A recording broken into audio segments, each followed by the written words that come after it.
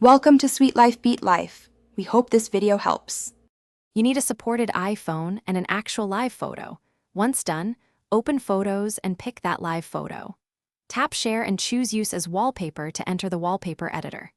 Move and scale the image with 2 fingers until the frame looks right. Make sure the live photo playback dot appears at the top center. Don't waste time on settings you won't use.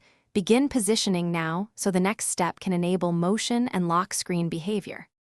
Once you've positioned the image, verify the live icon is active so the photo preserves motion. Tap Set and choose Lock Screen, or both if you want it on Home too, because Live only animates on the lock screen. Make sure perspective zoom is off if you want frame accuracy. Use Pinch to fine-tune zoom.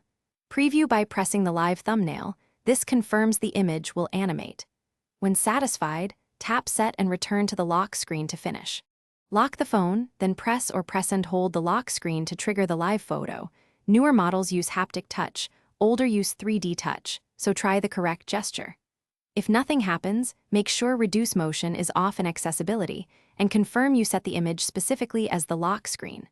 Also verify the original file is a live photo, not a still.